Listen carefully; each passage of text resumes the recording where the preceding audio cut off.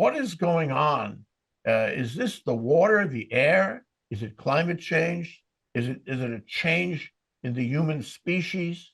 Why are we at this point in our global history?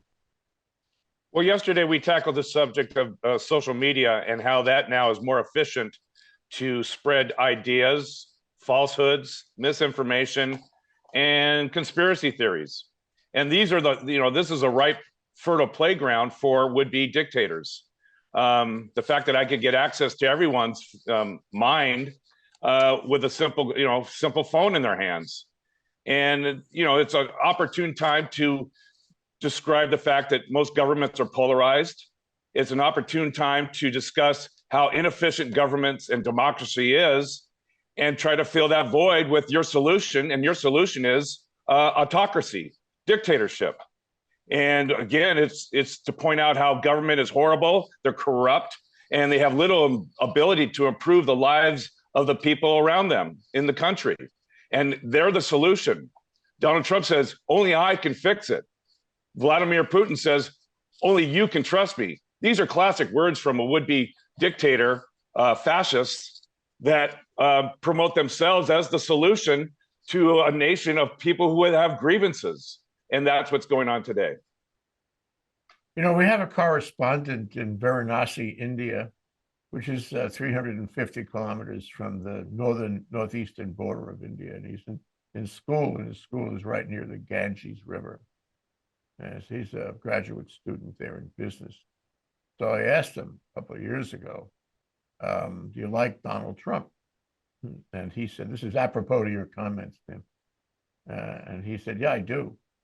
I said, why? Why in the world would you like Donald Trump? You're educating yourself. What's your analysis? And he said, I quote, because he is strong.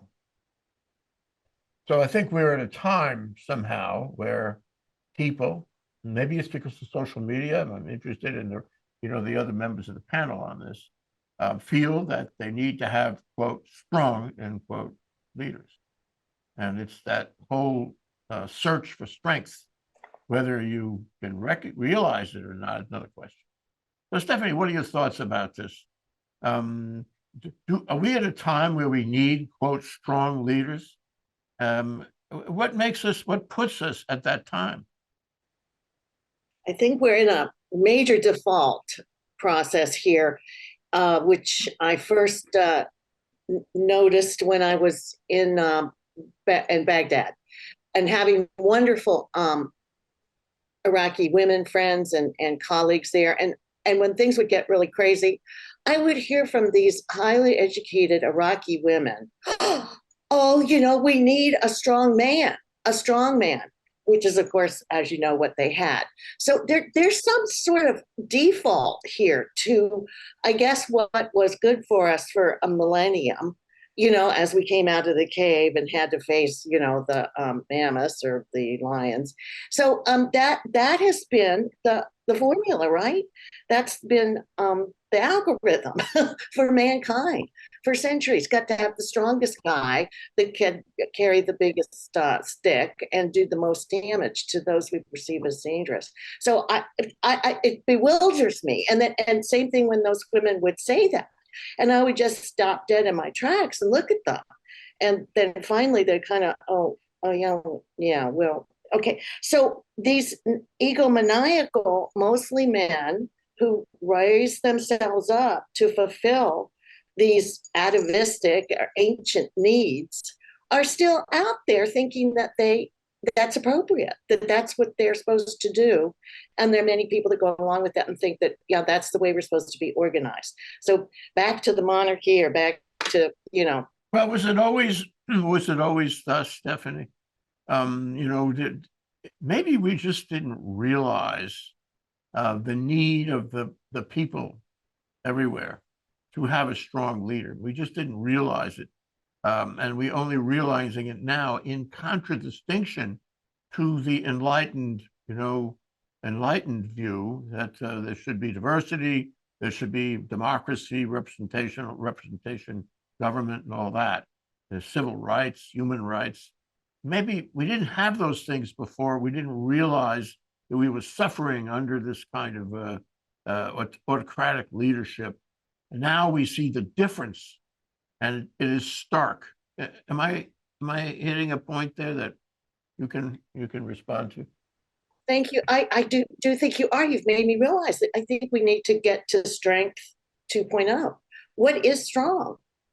What is strong? What was strong? We know what that was, and it got us to where we are. Now we need strong, yes. And what is it? We've got to redefine it as the way that we approach problem solving and conflict resolution, and living together on the planet.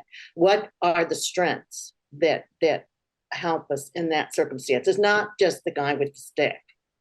So we just need to recognize the fabulous strengths that are out there that have gotten us, beyond the need for the strong man. So anyway, Alexander, you can help us with the nuance on this. When you start talking about autocracy and hunters around the world, you have to realize that it's different in different places. We look to you to fix all this, Alexander. To tell us what's really going on from an academic examination, and to tell us what the nuances are.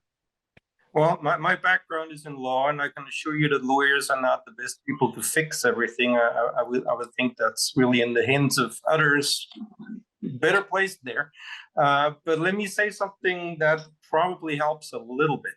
I always love to look at it through the lens of history. Back at a time when the world was kind of comprehensible for people generally speaking, because it was simpler, we wrote books.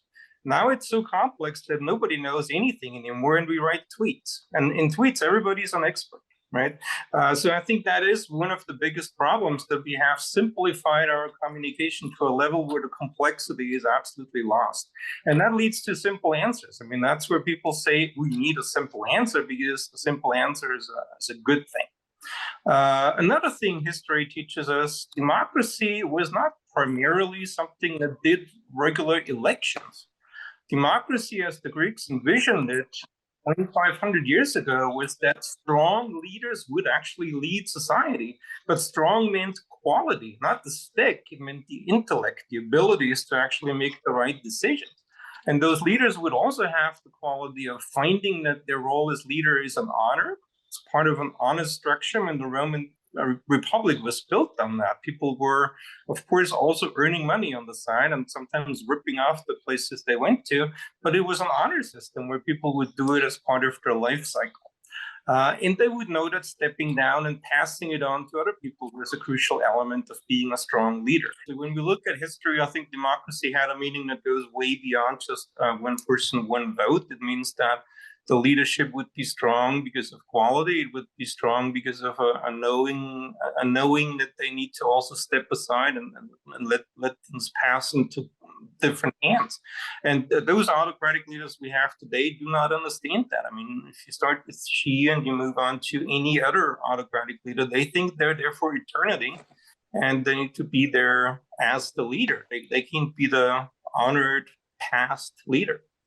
It's an impossibility.